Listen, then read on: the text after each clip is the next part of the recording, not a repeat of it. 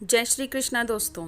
ये तो हम सब जानते हैं कि महाभारत का युद्ध कौरवों और पांडवों के बीच हुआ था।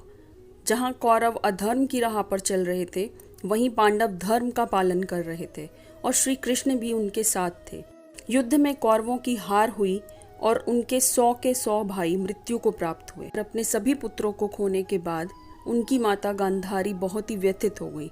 उन्होंने इसका जिम्मेदार श्री कृष्ण को माना, क्योंकि उन्हें ये लगता था कि वे युद्ध को रुकवा सकते थे। इसलिए उन्होंने श्री कृष्ण को श्राप दे दिया कि तुम्हारी मृत्यु शिकारी द्वारा तीर लगने से होगी। मेरे पुत्र तो युद्ध भूमि में वीर गति को प्राप्त हुए हैं, पर तुम अकेले ही मृत्यु को प्राप्त हो जाओगे और तुम्हारे वंश के लोग भी एक दूसरे को मारकर समाप्त हो जाएंगे। तब श्री कृष्ण ने मुस्कुराकर कहा, माते, आपने मुझे श्राप देने का कष्ट क्यों किया? मैंने तो वैसे भी अपनी मृत्यु का समय, स्थान और प्रक्रिया निर्धारित कर रखी थी, परंतु श्राप देकर आपने अपने सभी पुण्यों को व्यर्थ कर दिया, अपने तप का विनाश कर लिया है।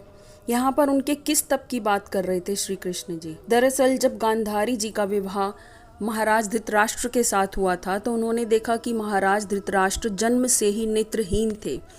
तो अपने पत्नी धर्म का पालन करने के लिए गांधारी ने अपनी आंखों पर पट्टी बांध ली और आजीवन न देखने का प्रण लिया। तो यहाँ पर उनके इसी पुण्य, इसी तप की बात हो रही है। श्री कृष्ण ने कहा कि आपने मुझे बद्दुआ देकर, कोसकर या फिर श्राप देकर अपने इस तप को, इस पुण्य को बिल्कुल नष्ट कर लिया है, व्यर्थ कर लिया है।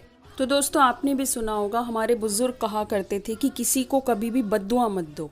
किसी ने तुम्हारे साथ कितना भी बुरा किया हो, तुम्हें दुख पहुंचाया हो, उसे भी ना तो गाली दो, ना बद्दुआ दो, ना कोसो, क्योंकि उसके साथ जो होना है वो अपने आप ही हो जाएगा। वो कहते हैं ना कि जैसा कर्म करेंगे वैसा फल अवश्य मिलेगा।